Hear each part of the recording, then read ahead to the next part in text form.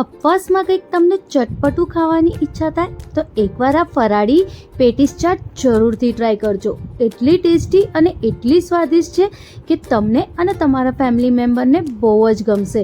અને ખાસ કરીને જે નાના છોકરાઓ સોમવાર કરતા હોય એ લોકોને તો મજા જ પડી જશે. એકવાર આ રેસીપી જરૂરથી ટ્રાય કરજો. ચલો જઈએ રેસીપી તરફ. 1 વાટકી જેટલું મેં અહીંયા મોરૈયો લીધો છે. ઘરની કોઈ બી વાટકીનું માપ તમે આમાં સેટ કરી શકો છો. અને મેં અહીંયા સરસ રીતે પહેલાં આપણે 2 થી 3 પાણીથી આપણે મોરૈયાને સરસ રીતે વોશ કરી લેવાનું છે. વોશ કરીએ એટલે એની અંદર જે બી માટી કે કેમિકલ્સ હોય એ બધા નીકળી જાય. એટલે આપણે વોશ કરવું બહુ જ જરૂરી છે. જ્યારે સરસ રીતે વોશ થઈ જાય પછી આપણે એને ચોખ્ખા પાણીમાં અડધો કલાક માટે સરસ રીતે પલાળી દેવાનું છે. હવે આપણે એને સાઈડમાં મૂકી દઈશું. હવે મેં અહીંયા ખજૂરની ચટણી બનાવી છે. એના માટે મેં અહીંયા 100 થી 150 ગ્રામ જેટલી ખજૂર લીધી છે. અને એ જ માપથી મેં અહીંયા 100 થી 150 ગ્રામ જેટલું મેં અહીંયા ગોળ લીધું છે. તમે ગમે તે રીતે તમે આને સેટ કરી શકો છો. હવે મેં અહીંયા 2.5 થી 3 ચમચી જેટલું અમચૂર પાવડર એડ કર્યું છે. જો તમારી જોડે અમચૂર પાવડર ના હોય તો તમે આમાં એક આખું લીંબુનું રસનો ઉપયોગ પણ કરી શકો છો, કે લીંબુના જે ફૂલ આવે છે એનો ઉપયોગ પણ તમે કરી શકો છો. પણ અમચૂર પાવડર આપણે ઉપવાસમાં ખાઈ શકીએ કારણ કે એ ફ્રૂટમાંથી બને. હવે મેં અહીંયા 1 ગ્લાસ જેટલું મેં પાણી લીધું છે.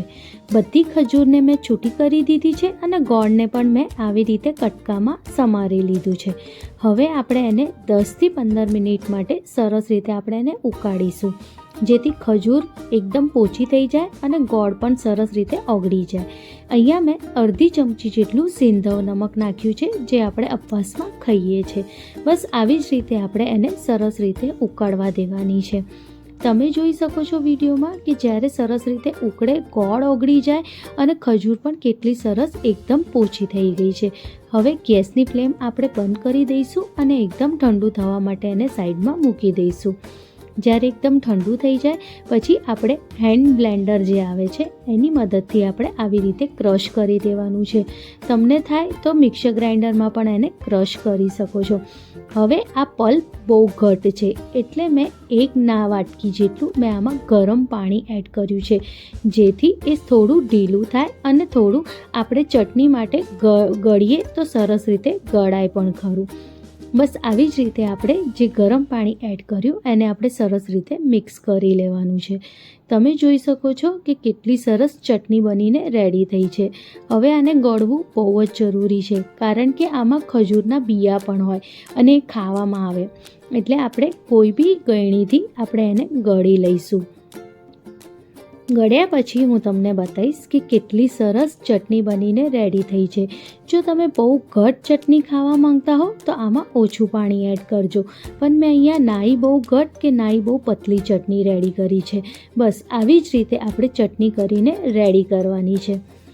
હવે મેં એક મિક્સર જારમાં 100 ગ્રામ જેટલી મેં અહીંયા તાજી કોથમીર લીધી છે.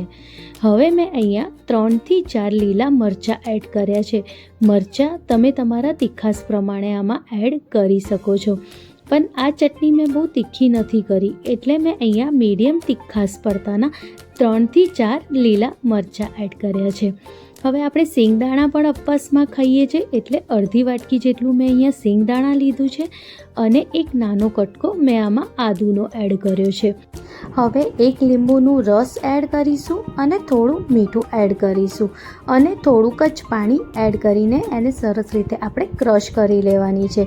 કંઈક આવી જ રીતે આપણી ચટણી ક્રશ કરીને રેડી થવી જોઈએ. બહુ ઘટ પણ નહીં અને બહુ ઢીલી પણ નહીં. આવી જ ચટણી રેડી થઈ જાય એટલે આપણે રેડી કરી દેવાની. મોરૈયાને જે આપણે પલાળી રાખ્યું હતું અડધો કલાક માટે એને પાણીમાંથી આવી રીતે એક કાણાવાળી જાળીમાં આપણે કાઢી લઈશું અને એને નીતરવા માટે 5 થી 10 મિનિટ માટે સાઈડમાં મૂકી દઈશું. હવે આપણે અહીંયા 4 મેં બાફેલા બટેકા લીધા છે. બટેકા મેં મીડિયમ સાઇઝના લીધા છે એટલે તમે એ પ્રમાણે લેજો. હવે એકદમ ઝીણું કદુકસ કરવાનું જે આવે છે એમાં આપણે આવી રીતે કદુકસ કરી દેવાનું અને મોરૈયામાંથી જ્યારે પાણી નીકળી જાય ત્યારે આપણે એને મોરૈયાને પણ આપણે જે બટેકા કદુકસ કર્યું હતું એની ઉપર આવી રીતે આપણે લઈ લઈશું. હવે આપણે સિંધવ નમક આમાં એડ કરીશું. હવે મેં અહીંયા 1 મોટી ચમચી જેટલું મેં અહીંયા આદુ મરચાંની પેસ્ટ એડ કરી છે. હવે મેં અહીંયા સાબુદાણાની જે આપણે પાવડર બનાવીએ છીએ એનો પાવડર મેં અહીંયા યુઝ કર્યો છે. જો તમે આ જોડે સાબુદાણાનો પાવડર ના હોય તો તમે એની જગ્યાએ આરારોટ પણ લઈ શકો છો, અને જો આરારોટ ના હોય તો સિંગોડાનો લોટનો પણ તમે આમાં ઉપયોગ કરી શકો છો. 3 થી 4 ચમચી જેટલું આપણે આમાં એ એડ કરવાનું છે. મેં અહીંયા સાબુદાણાને એકદમ ક્રશ કરીને એનું પાવડર નાખીને મેં અહીંયા યુઝ કર્યું છે. મેં 3 થી 4 ચમચી જેટલું એ પાવડરનો ઉપયોગ કર્યો છે. બસ આવી જ રીતે આપણે બટેકાના માવાને રેડી કરી દેવાનું છે. હવે આપણે થોડું હાથ ઉપર તેલ લગાવી દઈશું અને એની નાની નાની આપણે એક કટલેસની જેમ બનાવી દઈશું.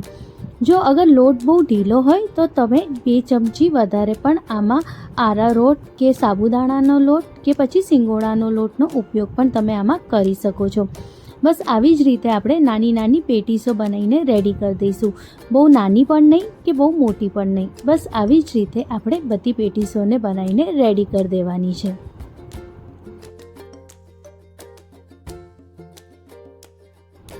આવી જ રીતે આપણે બધી પેટીસોને રેડી કરી દેવાની છે અને એક સાઈડ મૂકી દેવાની છે. અને જો પેટીસ બનાવ્યા પછી બહુ વાર હોય શેકવામાં તો થોડું તમે એની ઉપર બીજું પણ લોટ સહેજ ભભરાઈ શકો છો, જેથી એની અંદર સારી ક્રિસ્પીનેસ આવે. હવે એક નોનસ્ટિક તવી કે કઢાઈ જે હોય આપણે લઈ લઈશું અને એમાં થોડું તેલ નાખીને બધી જે આપણી પેટીસ છે બધાને આપણે આવી રીતે ગોઠવી દઈશું. એકદમ મીડિયમ ફ્લેમ ઉપર આપણે એને શેકવાની છે. શેકતા ફેરી ગેસની ફ્લેમ એકદમ મીડિયમ હોવી જોઈએ, ના એ બહુ લો હોવી જોઈએ કે ના એ બહુ ફાસ્ટ હોવી જોઈએ. જો એકદમ લો હશે તો આ તમારા શેકતા બહુ બધી વાર જશે, અને હાઈ હશે તો આ દાજી જશે. એટલે મીડિયમ ફ્લેમ ઉપર જ આપણે એને શેકવાની. આવી જ રીતે આપણે એને શેકી લેવાની છે અને બે બાજુ સરસ રીતે ગોલ્ડન બ્રાઉન થાય ત્યાં સુધી આપણે એને શેકવાની છે. એટલે બે બાજુ સરસ કડક થવી જોઈએ. એટલે જ આપણે આમાં જે લોટનો ઉપયોગ કર્યો હતો એટલે જ કર્યો છે કે જેથી એ એકદમ કડક અને સારી બને. બસ બધી પેટીસોને આવી જ રીતે આપણે શેકી લેવાની. જો ઉપવાસ કરીએ અને કંઈક ચટપટું ખાવા મળે તો આ રેસીપી જરૂરથી ટ્રાય કરજો. આમાં બહુ તેલ પણ નથી જતું અને ખાવામાં પણ એકદમ ચટપટી અને એકદમ ટેસ્ટી બને છે. તો એકવાર તમે આ ફરાળી પેટીસ ચાટને જરૂરથી ટ્રાય કરજો. બસ આવી જ રીતે આપણે બધી જે પેટીસ છે એને આપણે શેકી લઈશું અને ગેસની ફ્લેમ બંધ કરી દઈશું. તો ચલો હવે આપણે બનાવીએ આપણી ચટપટી એકદમ ફરાળી પેટીસ ચાટ. એના માટે આપણે બધી પેટીસને આવી રીતે આપણે ડીશમાં લઈ લઈશું. હવે આની ઉપર મેં એકદમ ઠંડુ અને ફેટેલું દહીં એડ કર્યું છે. આપણે જે દહીં હશે એકદમ ઠંડુ અને ફેટેલું હશે તે એ ખાવામાં પણ એકદમ સરસ લાગશે. બસ આવી જ રીતે આપણે દહીંને આની ઉપર આવી રીતે આપણે નાખીશું. હવે જે આપણે ખજૂરની ચટણી બનાવી છે એ તો આની અંદર બહુ જ મસ્ત ટેસ્ટ આપશે. હવે આપણે ખજૂરની ચટણી આની ઉપર એડ કરીશું. આ ચટણી ખજૂરની જે છે એ ખાવામાં ખરેખર બહુ જ મસ્ત લાગે છે. તમે એકવાર આ ખજૂરની ચટણીને જરૂરથી ટ્રાય કરજો. આને તમે ઘણી બધી વસ્તુ સાથે ખાઈ શકો છો. બસ આવી જ રીતે આપણે ખજૂરની ચટણીને પણ આવી રીતે આપણે એની ઉપર નાખીશું. હવે આપણે લીલી ચટણી નાખીશું. આ લીલી ચટણી આપણે ફરાળમાં પણ ખવાય એવી બનાવી છે. એટલે આ લીલી ચટણી પણ આપણે એની ઉપર ટેસ્ટ મુજબ નાખીશું. તમને વધારે ગમતી હોય તો વધારે પણ નાખી શકો છો, ઓછી ગમતી હોય તો ઓછી પણ નાખી શકો છો. હવે આ ચાટને વધારે ટેસ્ટી બનાવવા માટે મેં અહીંયા ફરાળી ચેવડો ઉપયોગ કર્યો છે. ફરાળી ચેવડાને આવી રીતે આપણે એની ઉપર નાખીશું. હવે આની ઉપર તમે સિંધવ નમક પણ નાખી શકો છો કે ચાટ મસાલો પણ નાખી શકો છો. મેં અહીંયા થોડું ચાટ મસાલોનો ઉપયોગ કર્યો છે. આપણે આપણા ટેસ્ટ મુજબ આમાં ચાટ મસાલો નાખી શકીએ. હવે આપણે થોડું આમાં દાડમ એડ કરીશું. બસ આવી જ રીતે રેડી છે આપણી ફરાળી ચાટ રેસીપી અને રેડી છે આપણી ફરાળી પેટીસ ચાટ. આ ચાટ ખાવામાં બહુ જ ટેસ્ટી અને બહુ જ સારી છે. એકવાર તમે ઉપવાસમાં આ રેસીપી જરૂરથી ટ્રાય કરજો. જો તમને ગમે તો તમારા દોસ્તો સાથે પણ જરૂરથી શેર કરજો. મળીએ એક નવી રેસીપી સાથે.